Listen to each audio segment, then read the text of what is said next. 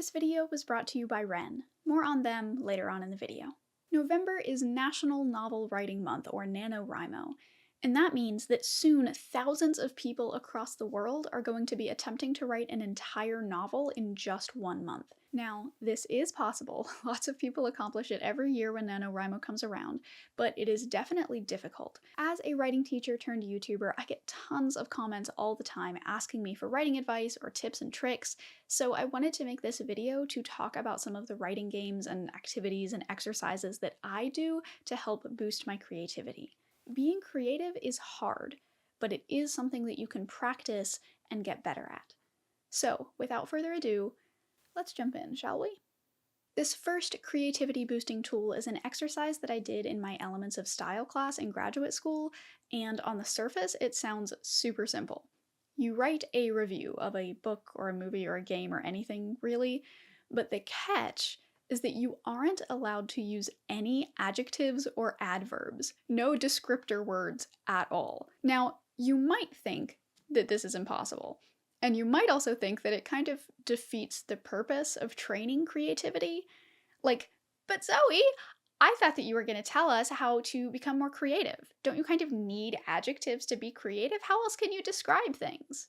Dear listener, one of the best things that I learned from all of my creative writing classes was that often constraints actually help you grow.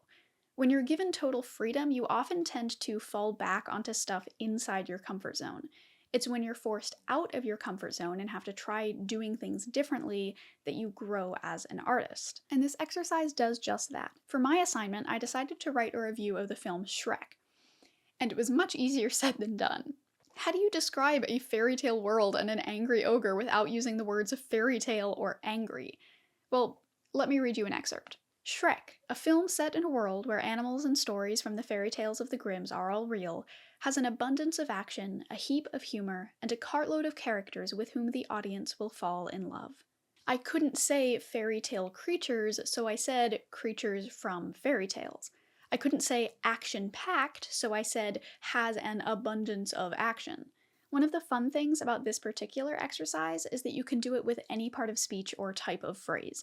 No proper nouns, no prepositions or infinitives. You can even try writing without any punctuation marks, though that one is trickier and works a slightly different set of skills. But in whatever form you try this exercise, it will help your creativity by forcing you out of your comfortable writing box. Like I said earlier, you won't actually grow as a writer unless you put constraints on yourself sometimes. And this exercise is a great way to limit your writing in order to make it stronger. Next is Antonyms Attract, where you write a sentence, and then write another sentence below it that is the opposite of that sentence, and then write another one below that that is the opposite of it, and continue that until you have sufficiently opposites to the original sentence into oblivion. Think of it like one of those viral videos where people take song lyrics or recipes and put them through Google Translate like 50 times until the end result is entirely meaningless. For example, if you started with, "My mother drank the wine on the table," you would need to decide what the antonym of each word is, and then you would translate it into something like, "Your father ate the grapes off the floor." And then in the next sentence, you would need to figure out what the opposites of those words are, and so on and so forth. You can also translate the sentence not word by word, but have the next sentence be its opposite in spirit. This is harder, but it also leads to more creative and outlandish outcomes. This is something you can do on your own, or it can be played with friends, where you go around in a circle and each of you writes the opposite of the previous sentence, and then you cover up that previous sentence so that the next person in the circle can only see the one that you just wrote. And I suggest having your initial sentence not be too simple, because if all of your words have clear, obvious opposites, like on and off, hot and cold, in and out, you and me, etc., then you won't get as much space to play with concepts, and that's the whole point of this exercise. Playing with opposites can help you get a better feel for words and their various interpretations. Like, how do you decide what the opposite of a mother is? Is it a father? A child? Does it depend on how it's used in the sentence? And what is the opposite of a grape?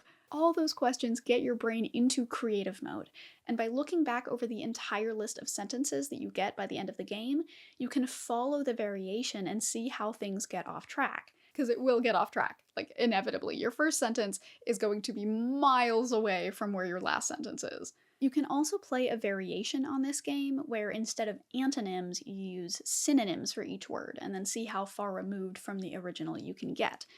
This one is helpful for increasing your vocabulary and becoming familiar with new and creative words, but I have found that it doesn't necessarily have as much room for wild variation, but your mileage may vary. The antonyms game might be fun to try and play in the comments, so feel free to play the game yourself and then leave your own list of sentences down below, or just comment a prompt sentence and let your fellow internet people try their hand at coming up with opposites. It is gonna get wild. Next is the Exquisite Corpse, which is a game that you can play with a group of friends, and it's basically like Mad Libs. To quote from the Book of Surrealist Games, the players sit around a table and each writes on a sheet of paper a definite or indefinite article, a, an, or the, and an adjective. The sheets are folded so as to conceal the words and passed around to the next player. Each player then writes a noun, conceals it, and the process is repeated with a verb, another definite or indefinite article and adjective, and finally another noun. The paper is unfolded and the sentence is read out. This game got its name from the first sentence ever created with the game.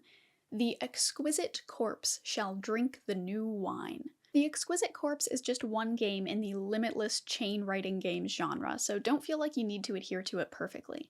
You can add different parts of speech, increase or decrease the sentence length, and add other rules if you want. The main point is that you are putting together individual words, unaware of the context of the rest of the sentence, and seeing what comes out on the other end. It's similar to the mobile game Sleep Furiously, which I don't know if you've heard of, but just as an aside, it was my jam, and I don't know when it stopped being supported and was taken down from like every single app store, but it breaks my heart. It was so fun. Like, I spent hours and hours playing that game when I should have been doing homework. Anyway. That game is actually a play on the writing of linguist Noam Chomsky, who once wrote the sentence, "Colorless green ideas sleep furiously," to show how even when we have words in the right place in a sentence, that doesn't necessarily mean that the sentence itself actually has meaning. But Exquisite Corpse helps with creativity not through the actual writing, but through the interpretation. It is a great creative exercise to try and make meaningless or absurd things make sense. It is fun to take the spirit of Noam Chomsky and say, no, colorless green ideas sleeping furiously, it does make sense in this fictional reality that I just imagined. Another chain writing game for groups is Question and Answer, and its alternate version, Conditionals. In Question and Answer, you write a question, and your partner, without seeing your question, writes an answer. What is love? A small goose. I don't know if you can hear the guy on his fucking dirt bike out the window.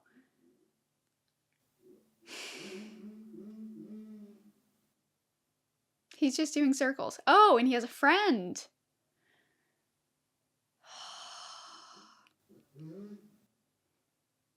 It's great. Love it. Absolutely love it.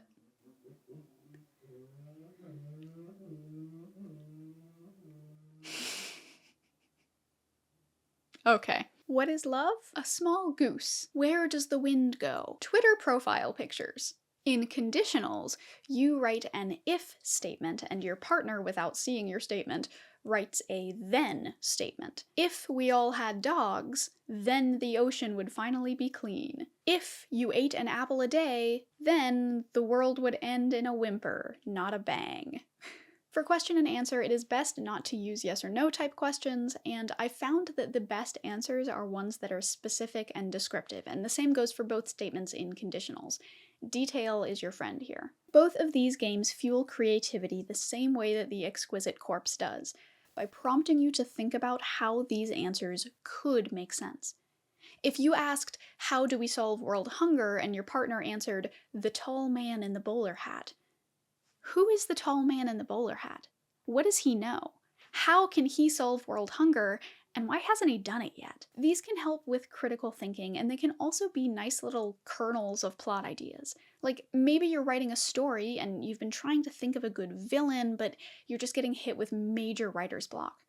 Well, now you have a tall man in a bowler hat who could solve world hunger, but won't. Amazing villain. Intriguing plot. Perfect. You could also play these on your own, where you write a question and then have a random sentence generator create the answer, but I find that it's more fun to play this with other people, but your mileage may vary. One of the fun things about these chain writing games is that they can actually be played virtually, and even via text. Like, you could easily play these on Discord using the spoiler function to hide your sentences. But however you play these games, I have had a ton of fun with these, so I hope that you will try them out. Before we move on, I want to share a quick word about today's sponsor, Wren, a public benefit company committed to tackling the climate crisis head-on. Wren is a website where you can calculate your carbon footprint and then reduce and offset it by funding a diverse mix of carbon reduction projects, and promote system-level changes to help stop climate change from the top down. Climate change is overwhelming, and it's hard to know where to begin, but Wren makes it super easy to take action, either on an individual level or a systemic one.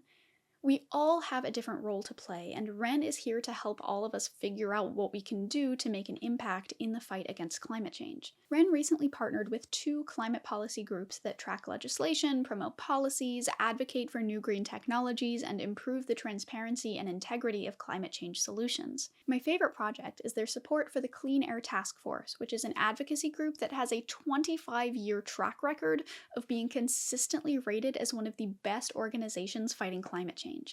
And with Wren, you can not only support this incredible organization, but any of their other awesome projects that promote conservation efforts and green technology innovations.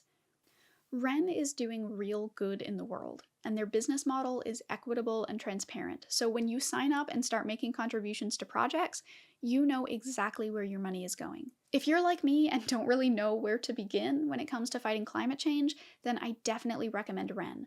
And the first 100 people to sign up to Wren using my link down below will get 10 extra trees planted in their name. 10 whole trees. If this sounds up your alley, then click the link at the top of the description or in the pinned comment, and thanks again to Wren for sponsoring this video. Okay, back to the writing tips. Next is the analogy profile, which is another one from the Book of Surrealist Games. In this one, you, either by yourself or with a group, create a profile for a person or character. Think of it like making a fake Facebook profile or Wikipedia entry. Profiles that include biographical information like a picture of them, where they were born, who their parents are, their accomplishments, etc.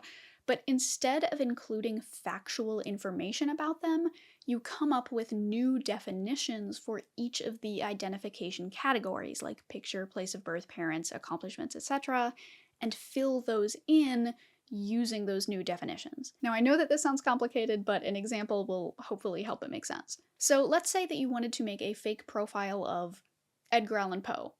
For their picture, instead of using a portrait of them, you use an animal that you feel represents them. So his profile picture would be a raven, obviously.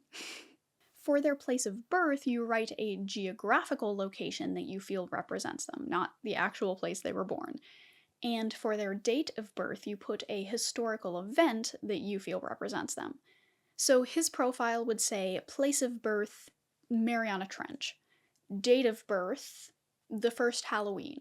The classic list of translated categories is here on screen, and some of the profile categories can get pretty silly, like for height you put a vegetable, but feel free to change them as you see fit. I don't make the rules, follow your heart. These rules were made up by people like 100 years ago, so you can change them, it's fine. This game is complex, but it helps build creativity because it forces you to think outside the box and compare things to each other in new and interesting ways. It's also a great tool for character creation in fiction writing. Like, I'm sure that you've all seen those basic character profile worksheets that go around in various creative writing groups, and those are fine, but imagine if you made a character profile using this very silly game. You'd get a picture of your character that might not necessarily be the most accurate, but you'd have a sense of them, a deeper understanding of the brush strokes that make them who they are, and that can be really valuable. Similar to the analogy profile, we have one into another, where you, either by yourself or with a group of friends, describe one thing in terms of another thing. When you're playing by yourself, it is a simple puzzle where you take two nouns and describe one of them only using the characteristics of the other. For instance, if you wanted to describe a pen in terms of a house cat, you might say, "This house cat is small and thin with a short tail that clicks when you pet it. It leaves paw prints on paper and its meow is scratchy and dry. It's usually black but has other variations, and owners of expensive ones have been known to brag about how select and well-bred theirs is." When you're playing this with friends, you turn it into a guessing game, sort of like Codenames, if you've ever played that. One person separates from the group and decides on their object and keeps it a secret, and the rest of the group together comes up with a second object. The first person comes back, and the group tells them what their object is. The individual then has to describe their secret object in terms of the group's object until the group can guess what the secret object is. So for instance, could you guess what my object is if I said, "This cake is long and wide with beautiful white icing and uncountable sprinkles too small for us to see. Its bakers only serve it on special occasions, but if you have the right set of baking tools, you can have it whenever you want, though it is always eaten as an evening or late-night dish." We've all heard of this cake, but few people are able to appreciate just how delicious it is. Bakers, food critics, and artists have tried to describe its complexity and beauty, but until you eat it for yourself, you can only imagine it. Can you guess what I was describing? I will tell you the answer at the end of the video. This game helps build creativity because, like the analogy profile, it forces you to think of things in terms of other things, which helps you to build connections between ideas and to see similarities and overlaps where you might not have before. This is really vital for writing good metaphors, and it is also really helpful when it comes to writing descriptions. Descriptive writing is something that really requires practice, and games like these are a way to exercise those description writing muscles in a fun way. All of these tools that I have described are things that I have used myself to help get my brain in creative mode, so I hope that you will find them useful as well. Creativity is a hard thing to learn, but it is learnable. With practice, you can train your brain to think about words and sentences and descriptions and entire story structures in different and unique ways. Comment down below what your favorite creativity-boosting games and exercises are, or if you have tried any of the ones on this list, and let me know if you want me to do more of these kinds of videos, especially as we get into NaNoWriMo season. I was a writing teacher for almost 5 years before I became a YouTuber, so I love making stuff like this, and I will make more of it if you want me to. Don't forget to like and subscribe and comment and ring the bell, and I think that's it. Do all the things, the YouTube things, you know what to do, you've been here before. And huge thank you to all of my patrons and channel members whose names are scrolling by here, and an especially huge thank you to A Tasty Snack, Adam, Andrew, Dylan, Ghost Eye 419, Jaded Flames, Justin Lowry, Robert Bradford, and Science Punk Sellout. Thank you so very much. If you would like to join these folks in the credits, then come on over to my Patreon, linked in the description, or become a channel member by hitting the join button, which is down there by the subscribe button. It really does help. I am so very thankful for each and every one of you, and I really appreciate your patience with me while I round out my content for the year. And finally, we have our patron poem of the video for a polar bear. Here is Brown Bear. She lumbers forward, lurching, rumbling, stumbling over brush, smoke-blind and hungry, claws like umber crumbling under fur and bone and ash. A low and unrequited call. She weeps. Thank you all so much for watching, and until next time, stay safe, stay warm, and I will see y'all again soon, I hope. Bye, folks.